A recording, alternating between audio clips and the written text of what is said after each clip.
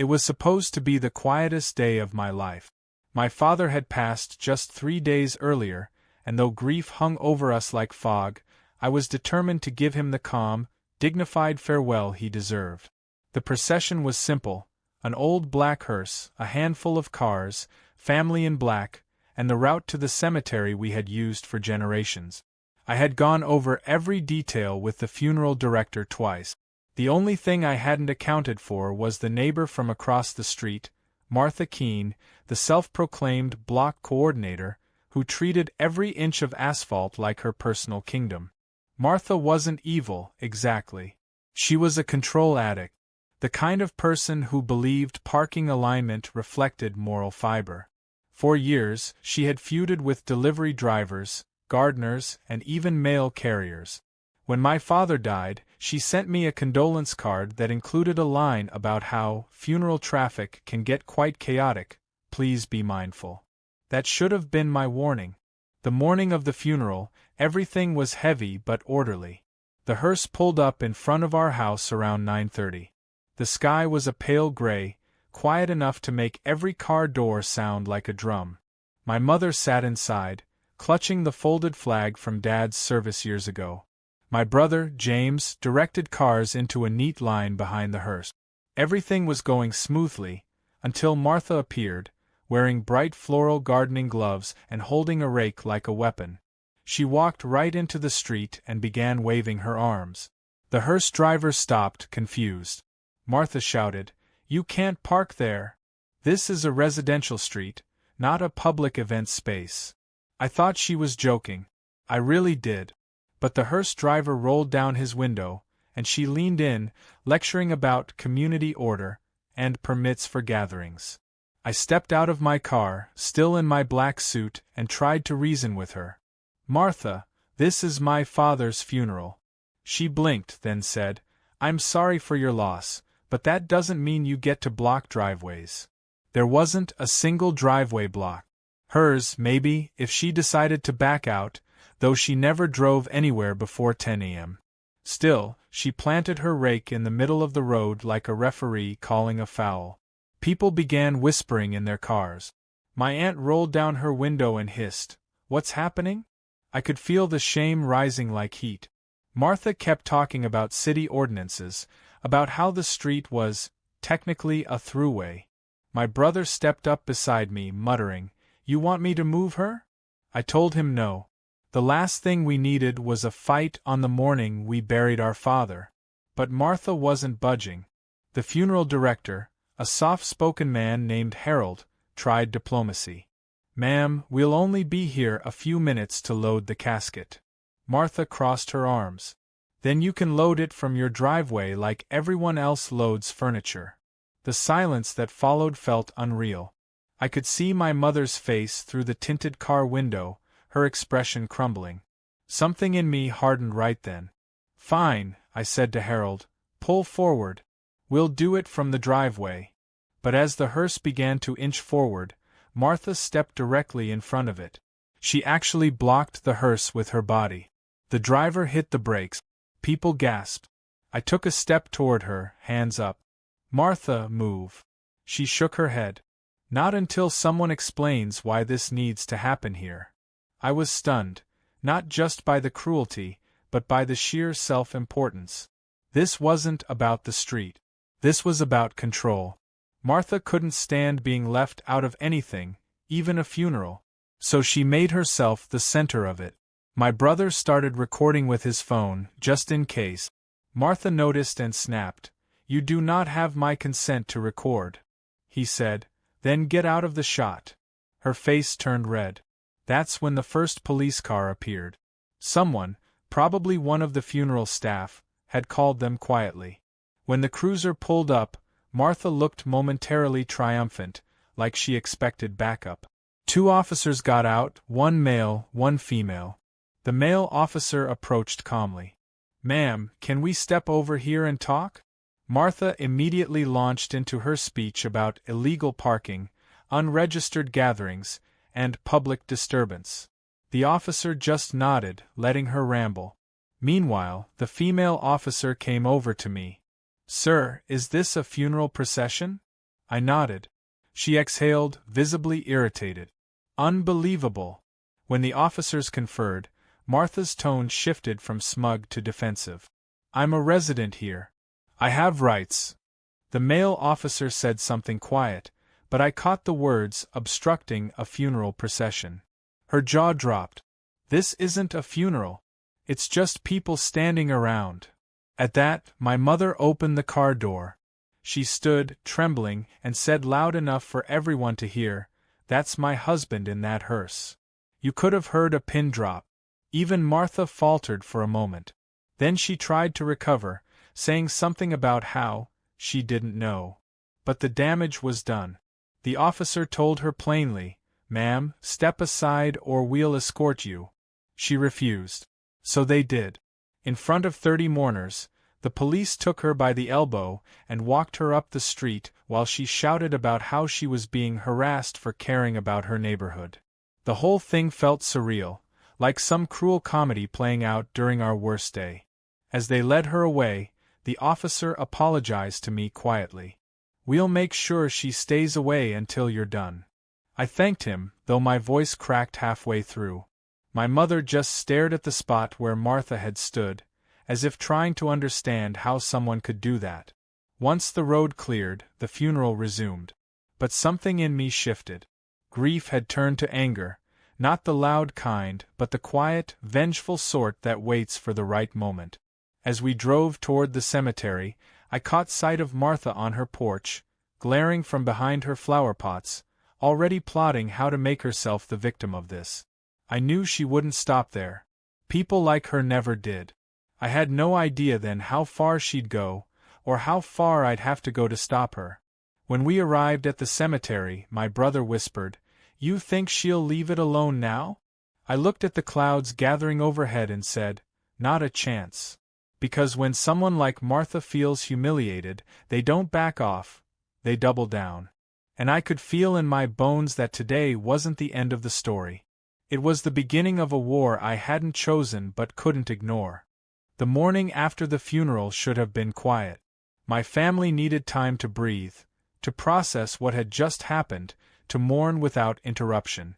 But instead of silence, there was a printed note taped to my front door. It was laminated, written in that unmistakable looping cursive that belonged to Martha. "Notice," it read, "residents must adhere to community parking rules. Funeral processions are not exempt. Please ensure future events are properly authorized." My first reaction was disbelief, followed by a low, bitter laugh that startled even me. She'd turned my father's funeral into a zoning issue. My brother found me staring at the paper and said, "You've got to be kidding me." I tore it down and crumpled it, but I didn't throw it away. I wanted proof of just how far she was willing to go. By noon, half the neighborhood knew. People stopped by with casseroles, kind words, and sympathetic looks that always ended with a whispered, "I can't believe what she did." Apparently, someone's video of Martha being escorted by the police had made it onto the local Facebook group. It had over 200 comments in an hour. The title read, "Crazy Neighbor Blocks Funeral Procession." Most people sided with us, but Martha wasn't the kind to back down under social pressure.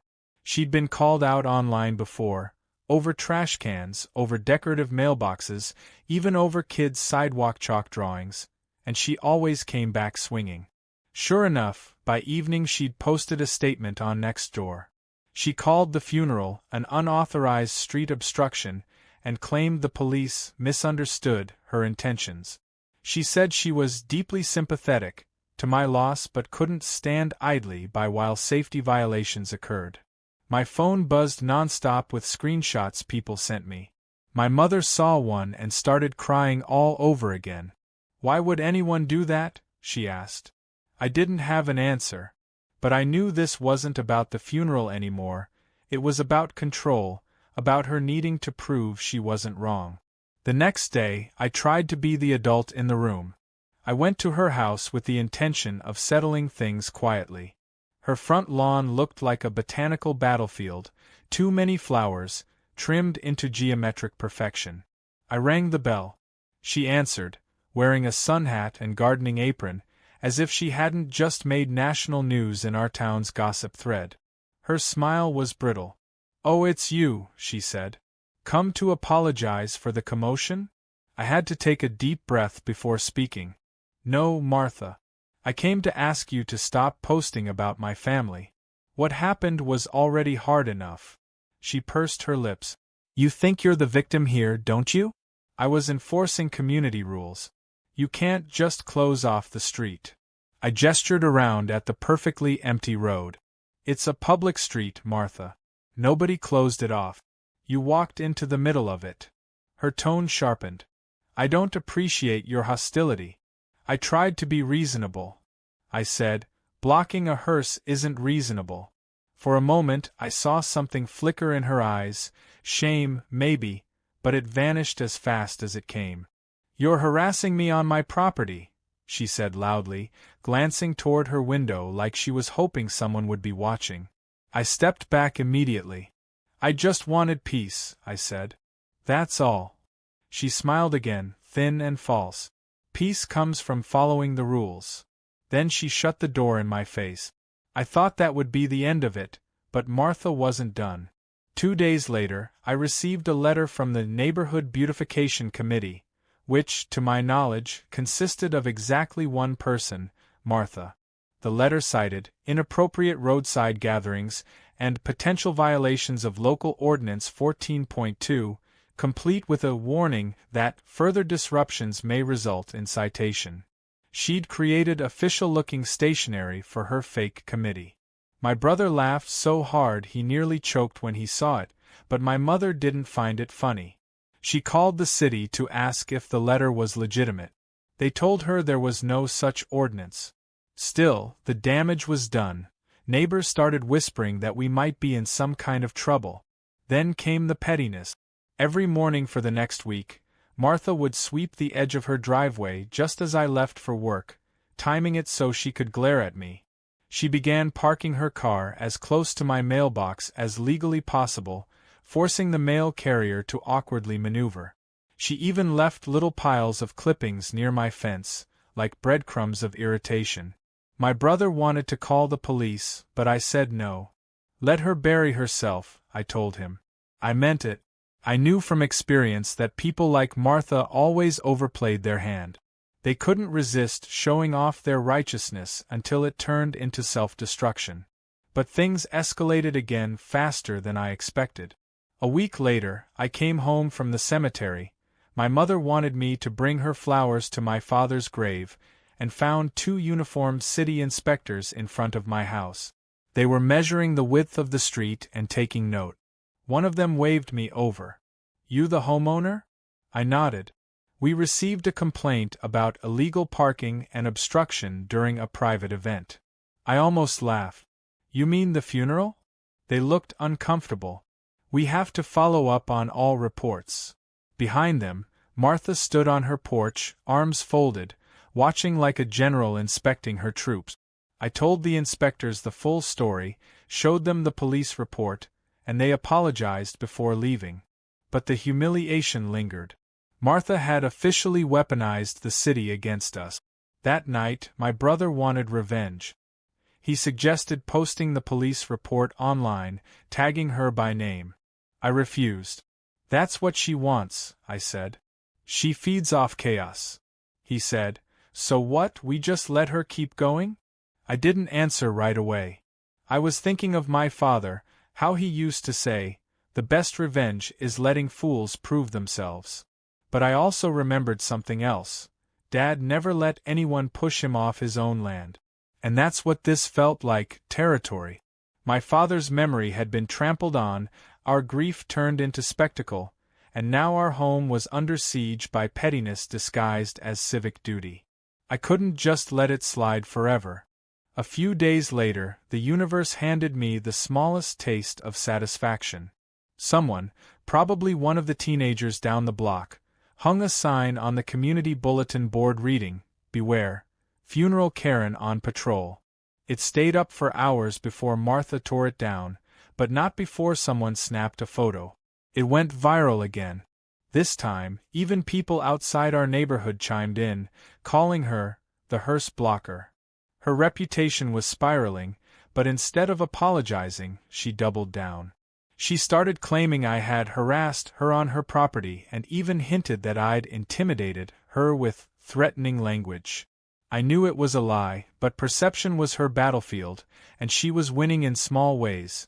People began avoiding eye contact, afraid to pick sides. Then came the letter from her lawyer, or rather, her cousin, who worked as a legal consultant.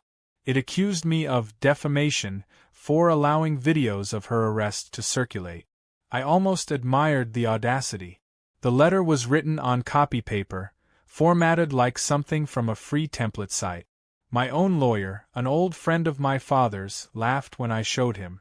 "She's bluffing," he said. "She's not stupid enough to file anything real." But he warned me to document everything. "People like that," he said, "they're not after justice, they're after control. And when they lose control, they get desperate." He was right. The next morning, Martha crossed a line she could never uncross. When I left for work, I found a small wreath, black ribbon, white flowers, hung on my mailbox. A mock memorial.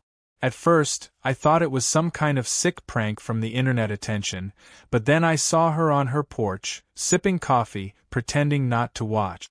My chest went cold. This wasn't pettiness anymore. It was psychological warfare. My brother wanted to confront her, but I stopped him. "No," I said, "we're going to do this right." Because in that moment I decided something I hadn't been ready to admit. I was done playing defense. If Martha wanted a war of control, she was about to find out she'd picked the wrong opponent. That night, I started planning. I gathered every letter, every photo, every post she'd made.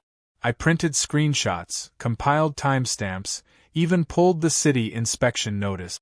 I wasn't sure what I was going to do with it yet, but I knew I wanted leverage. Real, undeniable leverage. The kind that could end her little reign for good. And as I sat there surrounded by papers, the strangest thing happened. I realized I wasn't angry anymore, not in the same way. I was calm, methodical, detached. Because this wasn't just about my father's funeral anymore. It was about every moment she'd made our neighborhood miserable. And if she thought blocking a hearse was dramatic, she hadn't seen what was coming next. The first time I saw the city council's email with Martha's name in it, I knew my plan was working. I'd submitted a formal complaint to the Community Mediation Board with every shred of documentation I had, photos, letters, timestamps, witness statements from neighbors, even the police report. I didn't expect much. Small-town bureaucracy usually meant endless delays and polite nothingness. But 3 days later, I got a response. "We will be reviewing your materials at next week's community compliance hearing." In other words, Martha was finally going to have to answer for something she couldn't control. I didn't tell my mother or brother yet. I wanted it to be my quiet project, something that could maybe give me closure. But as the date approached, things around the neighborhood grew stranger. Martha could sense something shifting. She had a sixth sense for losing power. Her behavior changed from smug to paranoid. She started walking the street at odd hours, snapping photos of driveways and trash bins, muttering about illegal placements and violations. One morning I found her crouched near my curb with a tape measure. When I asked what she was doing, she said, "Recording proof of your boundary infringement." I looked around. There was nothing there except a patch of grass my father had replanted last summer. "You're losing it," I said quietly. She stood up, eyes wide, and hissed, "You think you can make me look crazy? You'll regret that." I smiled without humor. "You're doing that yourself." She stormed off, slamming her clipboard against her thigh. Meanwhile, the online saga kept fueling itself. Someone had made a meme of her blocking the hearse, complete with the caption, "Thou shalt not pass without HOA approval." It was cruel, but people shared it everywhere. I knew that kind of public humiliation was gasoline for her ego's fire. She needed to prove she was still the authority, still the moral backbone of the street. So she retaliated in the only way she knew, by overreaching. A few days before the hearing, I came home to find a large orange sticker slapped onto my mailbox. It read, "Pending code review, unauthorized structure." It was fake, of course. I peeled it off immediately and took photos. When I confronted her across the street, she pretended ignorance. "Oh, is that what that was? Maybe the city finally noticed your non-standard mailbox height," I said, funny, because the city told me they don't use orange stickers. She shrugged. "Then maybe someone's trying to send you a message." Her grin was pure malice. I walked away before I said something I couldn't take back. The night before the hearing, I barely slept. I kept replaying every moment from the funeral, every insult, every calculated smirk she'd thrown my way. Part of me wondered if I'd gone too far, if trying to bring her down made me just like her. But then I remembered my father's face the day he'd told me, "Never let someone mistake your kindness for weakness." This wasn't vengeance. It was justice dressed in paperwork. The hearing was held in the local civic center, in a small room that smelled like burnt coffee and old carpet. I arrived early, dressed in the same black suit I'd worn to the funeral. There were 5 people on the board, 3 council members, 1 city attorney, and a moderator who looked perpetually tired. Martha arrived 10 minutes late, wearing a bright blue blazer and carrying a binder the size of a phone book. When she saw me, she gave a small, triumphant smile, like she was walking into a courtroom drama where she'd already rehearsed her victory speech. The moderator opened the session by outlining the complaint: alleged harassment, misuse of municipal reporting systems, and interference with a lawful funeral procession. Martha immediately interrupted. "Those accusations are outrageous. I was enforcing community order." The moderator held up a hand. "You'll have your turn, Mrs. Keene." I presented my evidence calmly, one item at a time. The videos, the fake letters, the orange sticker, even her next-door posts where she admitted to taking initiative when others won't. Each piece landed like a small hammer tap. The board members kept exchanging looks. When it was her turn, Martha flipped open her binder with dramatic flair. She had photos of parked cars, screenshots of my lawn, copies of ordinances printed from who knows where. "This man," she said, pointing at me, "has created a hostile environment by mocking me publicly and encouraging online harassment." I asked, "By existing?" She snapped, "By weaponizing sympathy." The moderator frowned. "Please stick to factual events, Mrs. Keene." She huffed but continued, her voice shaking between anger and desperation. "He's turned the neighborhood against me. I'm afraid to leave my home now." It was a fascinating performance, part victim, part vigilante. But then the city attorney asked a single question that cracked her facade completely. "Mrs. Keene, did you or did you not stand in front of a moving vehicle containing a deceased individual?" For a full 5 seconds, she didn't answer. You could feel the tension humming in the room. Finally, she said, "It wasn't moving." The attorney nodded slowly. "So you confirm you obstructed it?" Her mouth opened, then closed. The silence stretched until even she couldn't fill it. The board concluded the hearing after another 15 minutes. I left without saying a word to her, but when I passed by, I caught a glimpse of her expression. It wasn't anger anymore. It was panic. The ruling came 3 days later. The board officially censured Martha for harassment and misuse of public services. It wasn't a criminal conviction, but it was enough to strip her of any self-appointed authority. The city even issued a warning letter recommending psychological evaluation before she could participate in any future neighborhood committees. It was more than I'd hoped for. My mother cried when I told her. My brother clapped me on the back. "Dad would have been proud," he said. For a few fleeting days peace returned. Then the retaliation began anew. This time, it wasn't loud or obvious. It was insidious. My garbage cans started disappearing, then reappearing down the block. Someone began calling in noise complaints every time we had visitors. Our porch light bulb was mysteriously unscrewed one night. I knew it was her, but without proof, the police couldn't do much. The officer who came out one evening shrugged. "She's a known problem," he said. "But unless she's trespassing or threatening you directly, our hands are tied." I thanked him and closed the door, but inside, my thoughts were far from calm. Martha had lost her public battle, so she was moving to guerrilla tactics. I realized that if I wanted this to end, I had to take away her sense of control completely. I started watching her, not obsessively, but carefully. Every morning she had the same routine: out by 8 to water her plants, back inside by 9, lunch on her porch at noon, TV light flickering by 7. Predictable, rigid. It was all about control and schedule. And if there's one thing I learned from years of dealing with her, it's that people who crave order fear unpredictability more than punishment. So I made her world unpredictable. It started small, harmless, even. I asked a few neighbors to park randomly in front of her house, never the same car twice, never for long. I convinced the mail carrier to switch his route so she couldn't predict when her mail would arrive. I even paid a kid $20 to ring her doorbell at different hours pretending to deliver flyers. Each time, I watched from my window as she peeked out, scanning the street with growing suspicion. It wasn't malicious, it was balance. Then, fate handed me an unexpected weapon. The funeral video, the one that had gone viral, was picked up by a local news site for a segment on community conflict and grief. They reached out to me for comment. I almost said no. I didn't want more attention. But then they mentioned they'd already asked Martha for her side. I knew what that meant. She'd spin herself as the misunderstood hero.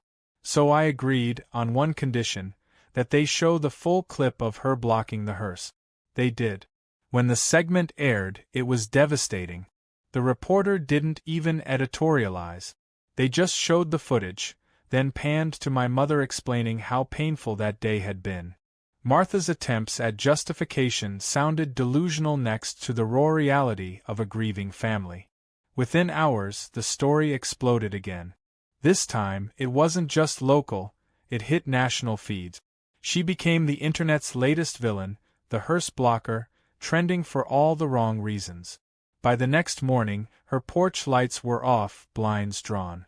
She didn't come outside. For 3 straight days, her car never moved. People stopped by my house, some to offer sympathy, others to gossip. My mother told me to let it go. "You've done enough," she said. And maybe she was right. But when I looked across the street at that house, the same porch where she'd stood smirking while we buried my father, I felt no guilt. Only relief. Because for the first time since that awful day, Martha Keene wasn't in control anymore. But I should have known better. People like her don't disappear quietly. They retreat, gather strength, and come back sharper. I didn't know it then, but Martha was already plotting her next move. One that would turn the entire neighborhood upside down and make the police come knocking at my door again. The moment the bomb squad arrived, the neighborhood turned into a scene from a thriller movie. Police cars blocked both ends of the street, red and blue lights painting everything in chaos. The officers ordered everyone to stay inside, but no one really did. Curtains twitched, doors cracked open, phones recorded from behind blinds. I stood on my porch, numb, as a uniformed officer approached and said, "Sir, please remain inside until we determine what's in the package." I tried to explain that I hadn't sent anything, that this was clearly a setup, but he only nodded politely and repeated, "We just need to make sure." Across the street, Martha was standing under her porch light, wrapped in a robe like a mourning widow, clutching a mug of tea. The faint smirk on her face told me everything I needed to know. She had planted that box herself. I could see it in her eyes. Satisfaction, anticipation, maybe even excitement that things had escalated to this level. She didn't just want control anymore. She wanted me destroyed. I watched as the bomb squad carefully examined the box. A robotic arm lifted it and placed it on the pavement. They scanned it, X-rayed it, and then one of them called out something I couldn't hear. A few minutes later, they waved the all-clear. It wasn't an explosive. It was a shoebox filled with old nails and scraps of paper, the top lined with cut-out letters that spelled, "Stay quiet." The irony was almost funny, almost. I laughed once, hollowly, when I saw it, but the officer didn't. "This is serious," he said. "Even if it's not dangerous, it's intended to intimidate." I nodded. "Yeah," I said. "That's her specialty." By morning, the whole street knew. Someone leaked the bodycam footage of the bomb scare, and it hit the local news again. Tensions rise in Oakhaven subdivision as feud escalates. Reporters showed up before sunrise. I declined interviews, but Martha didn't. She stood at the edge of her lawn, perfectly made up, giving emotional statements about how she feared for her life and hoped authorities would finally intervene. She played her part flawlessly, shaking voice, tears at the right moments, lines rehearsed like a script. Watching her on the morning news felt surreal. My mother called crying again. "Please, son, let it go. This is getting dangerous." But it was past that point. This wasn't a fight anymore, it was survival. I spent the next 2 days gathering proof. My lawyer and I went through the footage, the handwriting on the box, even the paper scrap. One of the notes inside had the corner of an HOA newsletter still attached. My brother compared it to the ones Martha used to distribute. The cut matched perfectly. That was enough for the police to take it seriously. They opened an investigation into possible falsified reports and obstruction. I thought, finally, maybe this would end with her being exposed once and for all. But the more the police investigated, the more Martha doubled down.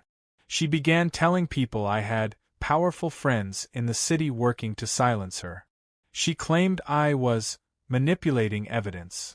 It was like she'd created a fantasy world where she was the protagonist of a conspiracy, and everyone who challenged her was part of some dark plot. Then something happened that made it all worse. A reporter from a national true crime podcast reached out. She wanted to do a full episode on the funeral Karen story, complete with interviews, police reports, and neighborhood accounts. My lawyer warned me not to talk, but I knew if Martha got to the press first, she'd control the narrative again. So I agreed, but on my terms. I told the producer everything, from the funeral to the fake petition to the box of nails. I gave her copies of police reports, video evidence, even the restraining order filings. I spoke carefully, calmly, like my father would have. Measured words, no anger, just truth. When the episode dropped 2 weeks later, it exploded online. The title alone, "The Woman Who Blocked a Hearse," was enough to make people click. Listeners were furious. Hashtags trended. Even national outlets picked it up. But the best part was how the podcast ended. The reporter played the audio of Martha screaming at police the night of the bomb scare, insisting she knew it was him, while the officer calmly said, "Ma'am, the box has your fingerprints." That single line changed everything. Overnight, she went from victim to liar. Her name became synonymous with delusion. The comments were brutal. Even people who had once defended her turned against her. For 3 days, the street was silent. No lights in her windows, no curtains moving, no sign of life. Part of me pitied her. I knew that kind of humiliation could break a person. But pity turned to dread when I came home on the 4th day and found my garage door open. I froze. My brother was supposed to be at work, and my mother never touched the garage. I stepped inside carefully. Nothing looked stolen, but on my workbench there was a single envelope. No stamp, no address, just my name in blocky handwriting. Inside was a photo of me and my mother standing outside the church after the funeral, one I didn't even know existed. On the back was written, "You'll regret making me the villain." My hands shook as I showed it to the police. They took it seriously now. They even sent a patrol car to park nearby for a few nights. But that didn't comfort me. The thought that she had a photo like that meant she'd been watching us even that day. The idea of her standing there, snapping pictures while my family grieved, it made my skin crawl. My brother wanted to install cameras everywhere, and I let him. We put up motion sensors, security lights, door alarms. Still, I couldn't sleep. Every noise outside made me jump. I started dreaming of the funeral again, except in the dream, Martha was always standing at the front, blocking the casket. Then, one evening, the police finally came back with results from the fingerprints on the box. 2 were confirmed to be hers. They'd traced the tape to a brand only sold at a specific craft store where she'd been caught on camera shopping that week. When I got the call, I almost didn't believe it. "So that's it?" I asked the detective. "You're going to arrest her?" He paused. "We're issuing a warrant for filing false reports and evidence tampering. But she's already gone." I frowned. "Gone where?" "She checked herself into a private wellness center outside the city. Said she's taking time away from a toxic environment." I felt the strangest mix of disappointment and relief. After everything, she'd slipped away on her own terms. The following week, the neighborhood was eerily normal. People mowed lawns, waved again, talked about normal things like weather and taxes. My mother started sleeping again. My brother even joked that he missed the chaos. I laughed, but it didn't reach my eyes. Because deep down, I knew Martha wasn't finished. People like her didn't take accountability, they waited. Still, life had to move forward.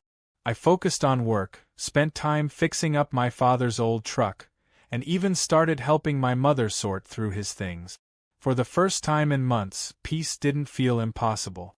That illusion shattered a month later. It was a Sunday morning, sunny and deceptively calm. I was trimming hedges when I heard a loud crash from across the street.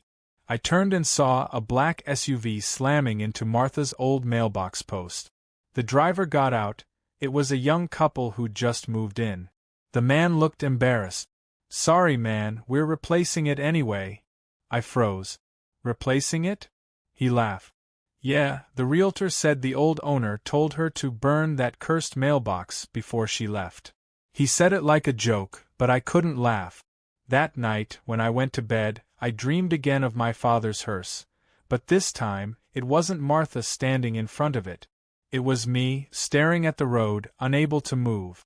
2 days later, I received one final letter. No return address. Inside was a short handwritten note. "You think this is over. It isn't. You humiliated me. You made me famous for the wrong reasons. I will find a way to make you understand what you took from me."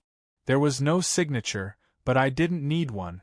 The handwriting was burned into my memory. My lawyer took it to the police, who promised to keep an eye out, but I knew better.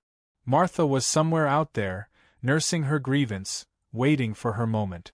Still, even with the fear lingering, I couldn't help but feel something close to satisfaction. The world knew who she really was now. Her mask had cracked in front of everyone. I thought of my father again, how he'd always said, "Character reveals itself when the lights are brightest." Martha had built her life around being seen as righteous, moral, powerful. And when the spotlight finally hit her, it burned her alive. That night, as I stood on the porch looking across the empty street, I realized something strange. For the first time since that awful day, I didn't feel angry. I didn't even feel afraid. Just tired. Tired of fighting someone who thrived on misery. Tired of letting her existence dictate mine. I whispered into the quiet, "Rest now, Dad. It's finally done." But even as I said it, I knew that if Martha ever came back, I'd be ready. Because I'd learned something she never had. Control doesn't come from fear. It comes from letting go of it. It had been nearly 3 months since the last letter, and for a while, I let myself believe that chapter of my life was finally closed. The neighborhood had slipped back into its gentle routine, like a pond smoothing over after a stone's been thrown. The new couple across the street had painted Martha's old house pale yellow, planted lavender by the porch, and laughed loudly enough that it made the place feel human again. My mother was smiling more. My brother stopped checking the cameras every night. Even I had started to breathe normally again, though I still flinched at the sound of tires slowing in front of my driveway. But peace, I was learning, never really comes clean. Comes with echoes, and one cold Friday morning, those echoes came back in a way I never saw coming. I was in my office downtown, halfway through a cup of coffee, when my phone buzzed with a message from an unknown number. It was a photo, grainy, clearly taken from a distance. It showed my mother outside her favorite cafe, feeding crumbs to pigeons. The text below it said, "Still living her best life, I see." My hands went cold. The number was blocked when I tried calling it back. I forwarded it to my lawyer immediately, who contacted the police. They traced the message to a prepaid phone purchased in another city, but that didn't help. I knew who it was. Martha had resurfaced. When I told my brother, he swore loudly, pacing like a caged animal. "She's not even supposed to be near us," he said. "She's still under investigation." But the truth was, she hadn't broken any law, not yet. She was just circling again, reminding us she was still out there. That night, I drove past her old house.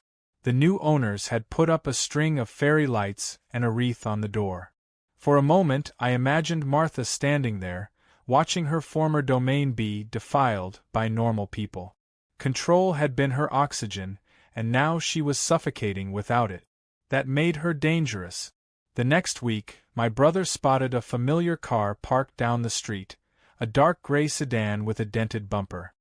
He snapped a photo and sent it to me. The license plate matched one registered under Martha's old address. We called it in, but by the time police arrived, it was gone. The officers told us to document and stay vigilant. I could tell even they were tired of this story. I was too.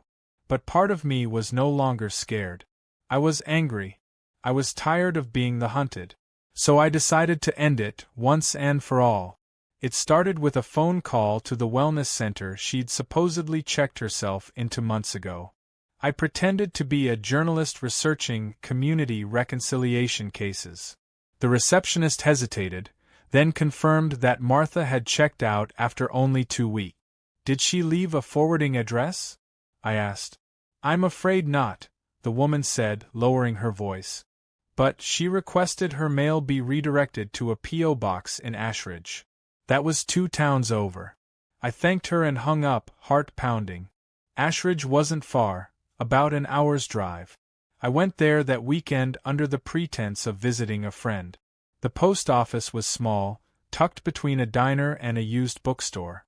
I sat in my car across the street for nearly 2 hours, waiting.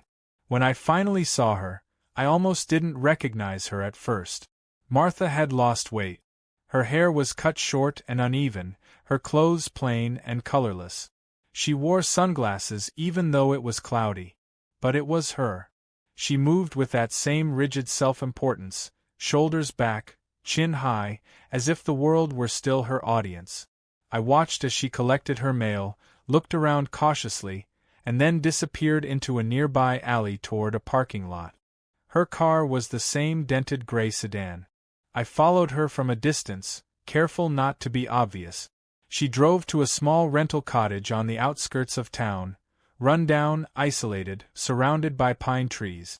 There were wind chimes on the porch, and a faded sign that read "Peaceful Pines." The irony wasn't lost on me. I sat there for a long time, engine off, thinking about what I was doing. Confronting her again could blow everything up. But letting her keep stalking us would never end. Finally, I stepped out of the car and walked up to her door.